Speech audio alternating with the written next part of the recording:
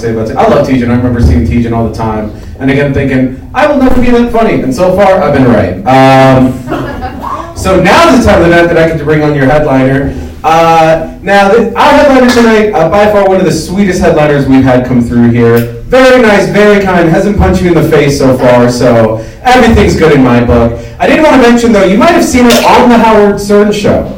And yeah, she's amazing. She's actually touring all over the country. And next week, she's going to be on the Comedy Cellar podcast, all right? So everybody, please give her a warm Phoenix welcome. Or Mesa, wherever the fuck you're from around here. But please show her some love. This is my friend. This is our friend. This is the reason we're here tonight. Everybody make some noise for Christy Monroe!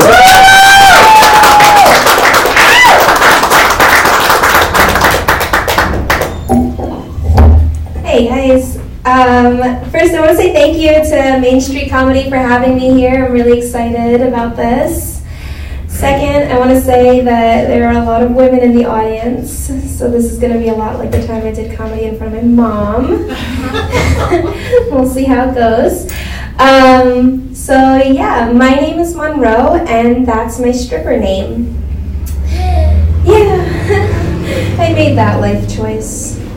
There's no pole up here, so it's a really different kind of show that I'm used to giving. I'm really nervous being on stage with this many clothes on. When people find out I'm a stripper, they naturally assume I'm a great person. So clap if you're single. And keep clapping if you're a doctor. I'm really looking for a rich man who doesn't want a prenup, but they're hard to come by, so I'm trying to trap one with a pregnancy. Melania made it into the White House. So that gives me really high hopes for my possible future. I went to the protests, and now I'm afraid Trump might deport me. I'm American, but I've had a little Mexican in me every day this week. So I've been asking myself lately, why do people get into comedy? And apparently it's because they like to make people laugh. They're better people than I am. I got into comedy because I want to bitch about stripping. So I wrote a few jokes that kind of give you insight into what my day-to-day life is. So in strip clubs, there's always mirrors.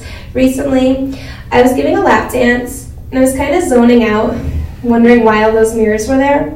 And then I realized it's so I can stare myself in the eyes and remind myself I'm a human being and I have value.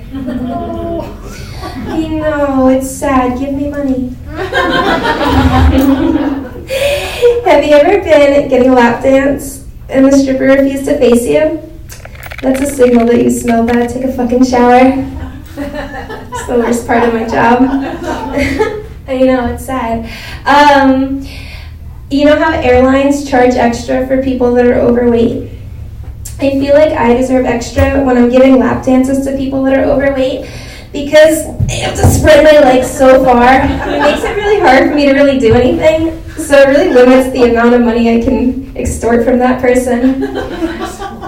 I also just realized that I've never done that joke wearing a pencil skirt before. So good thing it didn't rip because I forgot to wear panties tonight. This is gonna be fun, guys. So I have epilepsy, and the pole at my club is 27 feet high, and I'm a pole trick superstar, obviously. And I am one of the only girls that climbs all the way up to the top of the pole. So the DJ has control over the lights. He likes to play this fun game with me where I climb to the top of the pole and I invert to do a trick, and then he presses the strobe lights. He's hoping that I'm going to fall and give the best twerk show of my life.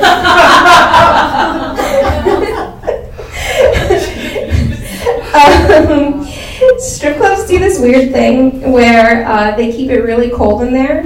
And I have this theory that it's so our nipples stay hard because men are idiots and they confuse that with us being horny. Just a general observation.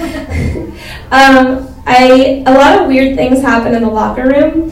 And one night I was in there and I was peeing and I overheard these two girls And the one girl said, "My customer's here. He really likes it when I stick a wine bottle up his ass." And the other girl said, "Oh, that's nothing compared to when I stick up my ass." And all I could think was, Trump's locker room talk has nothing on stripper locker room talk. God. There's this other girl that I really hate. She's a prostitute, but she actually gave me these shoes, so I guess I don't hate her that much. But she came running into the locker room and she smelled like piss, and I was like, why do you smell like this? And she said that a customer Venmo'd her $500, so she let him piss on her. So now I don't go into champagne room number 6. That's gross. I think that the biggest mistake any stripper could make is assuming that they disinfected the champagne room. They don't do that ever. And there's another girl that I hate. I hate this girl because she's a lot thinner than me. I feel like it shouldn't shock any of you that strippers have a lot of hatred toward each other. But anyway, she got 2 dermals put in her back and then came to work the same day and got on the pole and fell off and got pretty seriously injured. So it was like, the night was going pretty well for me already. So she runs up into the locker room and she's like texting her pimp about what happened, and she turned to me, she's like, "How do you spell customer?"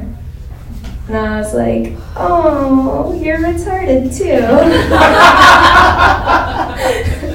I hate that girl. When I started dancing, I started in Fort Lauderdale, which is the classiest, grossest city in the entire world. And my second day ever, I was in the locker room, and this girl was screaming, and I was like, oh my God, what's wrong with her? So the managers come running in.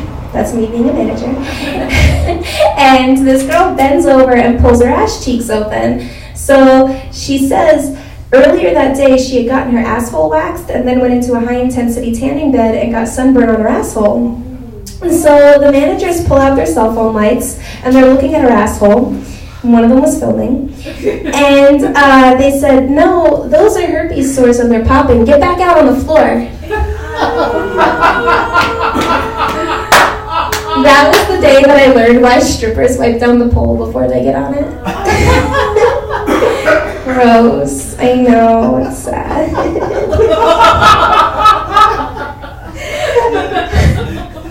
3 weeks after I started dancing, I woke up one morning and my stomach hurt really bad. Like, I'm dying. This is it, I'm dying. This is how I die. Oh my God, I'm dying. And I got rushed to the emergency room, and they realized that my appendix burst. So they were rushing me into the OR. And I'm just yelling at the doctor, "Please just don't make it look like a C-section scar." Then my career would be over. That'd be so sad. Sad news for me. I like to go to, I guess this is like weird. I don't know. What do you like to do on your spare time? Like normal hobby? You don't have hobbies? Take pictures. Oh, that's nice. Wow, how wholesome. I like to go to D-rated strip clubs. Like, as a customer, it's so much fun. I'm going to tell you guys about 2 of my favorite places on the planet. The first one is called Tea's Lounge, and it's in West Palm Beach, Florida, and the sign is made out of plywood. And there's a lot of drug rehabs in South Florida. So at this particular place, there's this 6-foot privacy fence, and on the other side of the fence, there are all these trailers. So all the strippers at Tea's Lounge are in the drug rehab, and that's how they're paying for their rehab. They like strip at Tea's Lounge and then jump the 6-foot fence at the end of the night to go do drug rehab. So one night I was there, best night of my whole life, and this black pimp slapped his white hoe, and then she picked up a folding chair and threw it across the club at him, and didn't get fired. What? That's my dream! She's living my dream! Holy shit. It's amazing. My other favorite place on the planet is called the Bear Den. It's in Andover, New Jersey. And I really get around when it comes to D-rated strip clubs. So at this strip club, there was this woman, and get to know her, and she's 52 years old, and she was carrying a towel around. And I was like, why do you have that towel? And she said, oh, it's so that my knees don't hurt during work. Oh, that's sad. That's sad. I actually recently had a thought. I do a lot of pole tricks and stuff, and my knees get pretty cut up. And I realized that when you're a stripper and your knees are really cut up, people don't immediately assume that you were killing it on stage. When I was a child, I got molested just enough to be okay with being a stripper, but not enough to be okay with being a prostitute.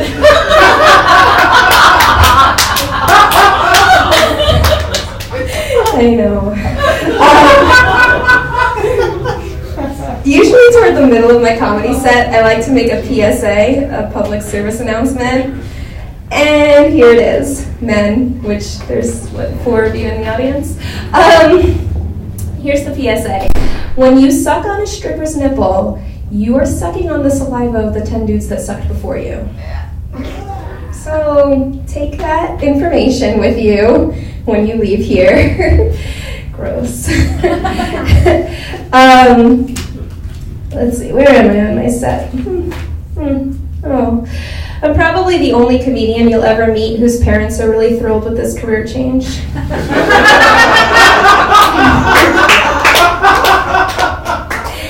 When I was 11, my dad died, and people try to make me feel better about it, and they say, your dad's in heaven, and he's always watching over you.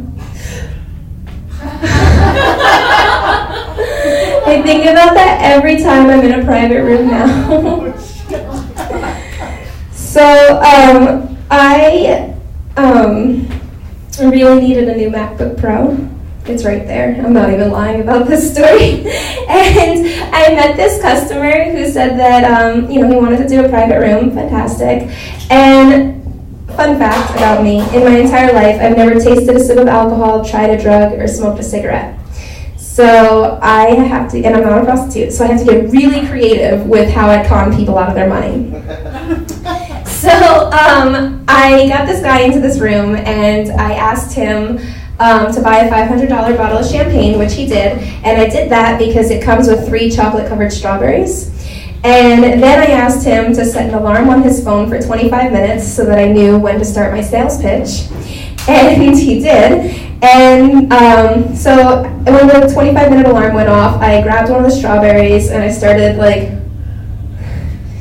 giving the strawberry a blowjob. And I was like, I'm just now getting turned on. I really want to spend more time with you. The next hour is going to be so much fun. And the guy was like, oh, okay, yeah, I want to do that. And I was like, oh, great, fantastic. So in my mind, got the MacBook Pro. Great. So we go out to the desk so that he could pay for another, I think it's like $1,200. Thank you.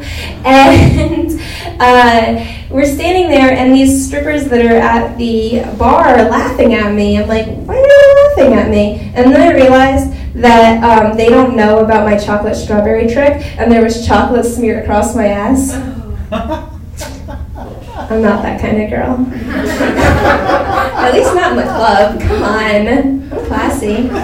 So we get back into the private room, and the hour's going by, and he tells me that he owns the largest refractoral surgery center in the country, and that he really wants to be my sugar daddy.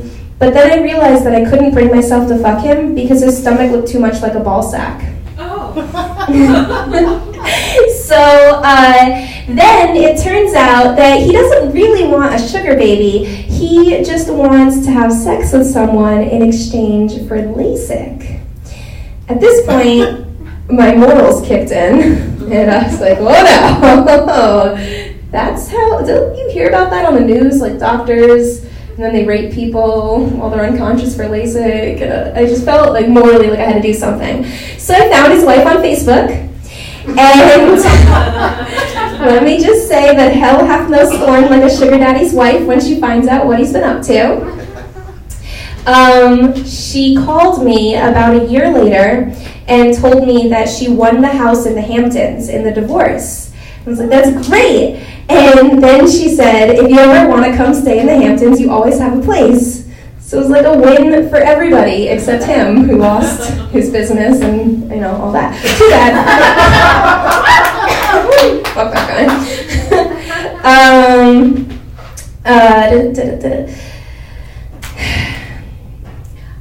I was actually not going to talk about this on stage, but then I was talking to some of the comedians in the green room, and I decided, you know what, tonight's the night. I'm going to do it.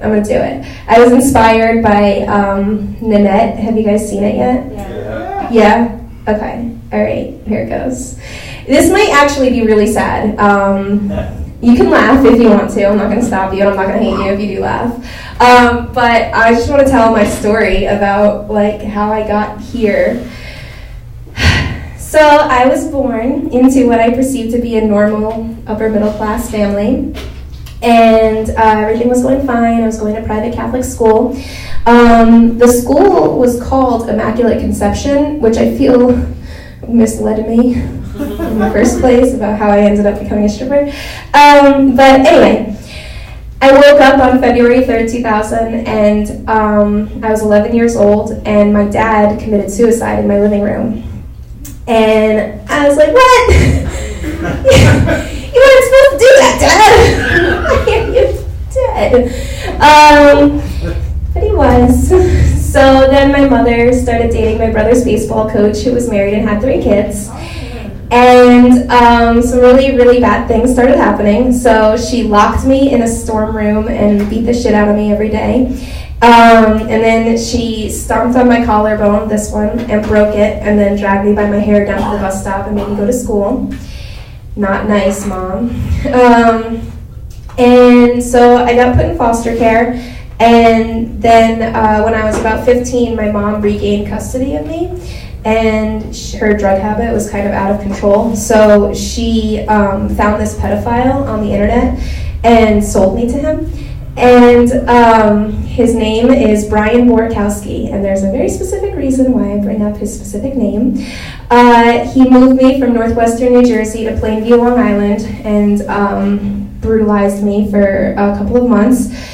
And then when I was 15, I ran away. And I was homeless for almost 8 months, and I ran to Tempe, Arizona. So I was one of those homeless kids on Mill Avenue, and I met a drug dealer, and he kind of got to know me, and he's like, what the hell are you doing here? And I was like, I don't know. He's like, you should go to college. So I literally walked onto the campus of Arizona State University and started telling my story, and the lawyer who ran the legal department at ASU took a special interest in my situation. And he helped me file to become legally emancipated. And then when I was 16, I started college at ASU. Unfortunately, the pedophile found me, and he came here, and he kidnapped me, and there was another couple weeks of insanity. I was able to get the police to arrest him. But then somebody said, if you don't become an architect, you're a failure at life. So I got accepted into the 9th best architecture school in the country, which is Pratt Institute. And I moved to New York to do that. And then 3 years later, it's a long story, but it turns out that I have narcolepsy and epilepsy. So I got expelled. So on June 20th, 2009, I was on chat roulette, and I met this stranger, and then I met him in person on July 3rd, 2009, and then we got married on July 6th, 2009. I know. And he was a Marine at Camp Lejeune in North Carolina. So we got married, I moved there, I opened a really successful mixed martial arts school, fantastic. And then we got divorced June 23rd, 2013. So I moved to South Florida, and at that point, I didn't really know what I was going to do with my life. So I decided to be a shot girl, just to make some money. Never did that before. So I went to this nightclub, and they hired me, and when I got there, I thought I looked really good. I was wearing this little black dress, and I straightened my hair and everything. And then I found out that night that nobody wants to buy shots from a girl who doesn't drink. So I didn't sell any of them. And the guy didn't pay me, so he's like, just come back tomorrow. And I was like, okay. So I came back the next day, and there was this girl there, and she wasn't thinner than me, and she wasn't prettier than me, but she clearly knew something I didn't know. And she had these fishnet stockings and this corset that pushed her boobs up to her face. And I was like, what do you know? And she's like, well, I'm a stripper. And I was like, you slut. And then I asked her the same 5 questions that people ask me now, which are, how much money do you make? What really happens in the private rooms? Do you have to fuck the managers? Are you safe? And what do you do when you have your period? And so she had answered all the questions, and I was like, will you teach me how to be a stripper? And she's like, no. And I was like, oh, that's mean. I don't know why she had that response.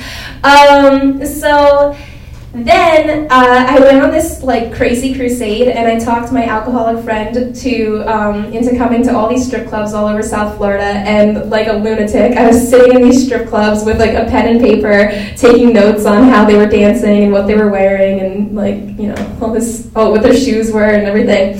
And I read like 1,000 forums about the safest way to do it and everything. And in my mind, I decided, you know what, I'm gonna go for it, and I'm gonna go to the safest club, which is this club called Scarlett's, and I'm gonna figure it out.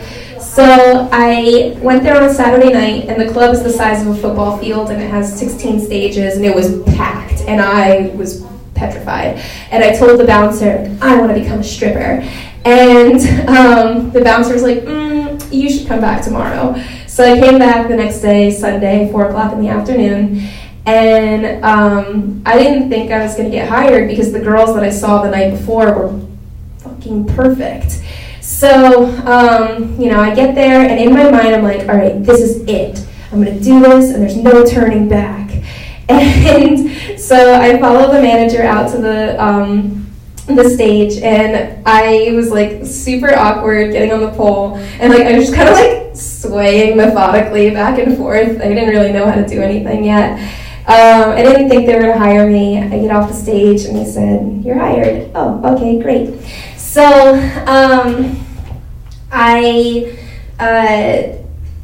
I started working that day, and my first ever lap dance, so I'd done all this preparatory work to like prepare for that moment of getting hired. It never occurred to me to prepare to give a lap dance. So my first ever lap dance customer was this morbidly obese man named Mauricio, who took me into like this back private room, and I was standing in the corner, and I was petrified, and he's like, okay, you have to start dancing, and I was like, okay. And he's like, no, you have to dance on me. And I was like, what? So he spun me around, and he sits me on his belly, and he's like moving my hips, and he's like, you have to move like this. And I was like, oh, okay.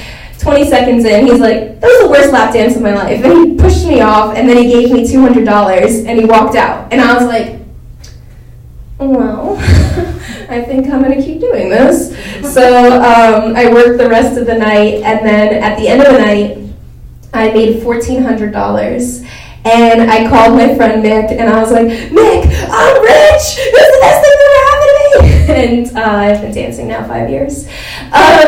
So then I moved to Key West, and I was dancing at this club, and the owner was this total piece of shit, and he was buying illegal Cuban immigrants and selling them into sex slavery. So I started a multi-million-dollar class action lawsuit against him for $5.5 million.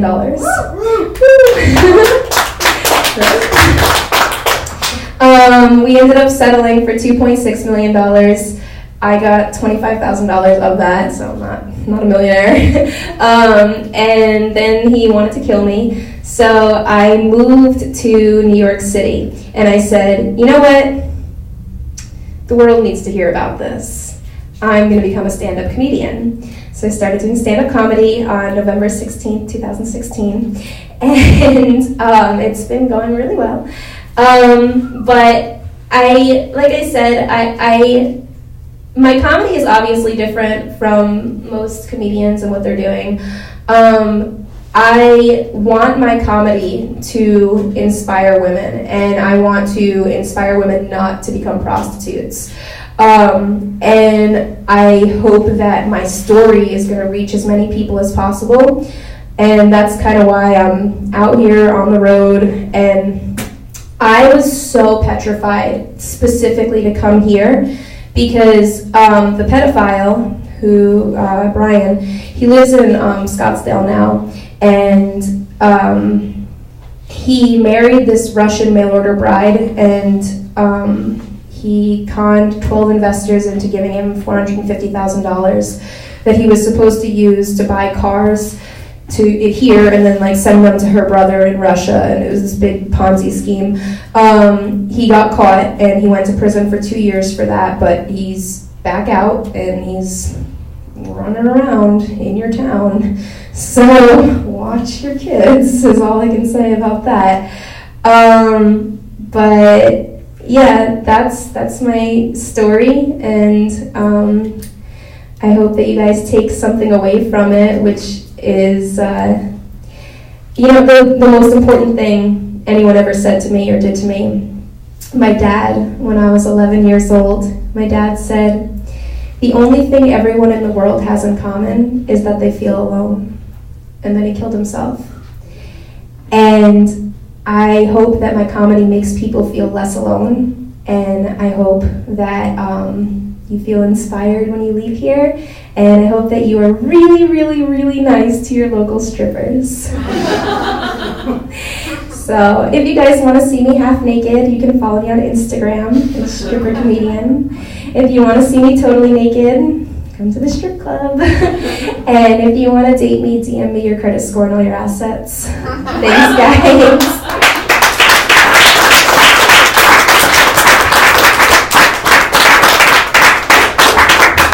Oh my God, guys, one more time for Kristen Monroe. Holy shit. I knew we were going to have an excellent night. I was not expecting a dashboard confessional.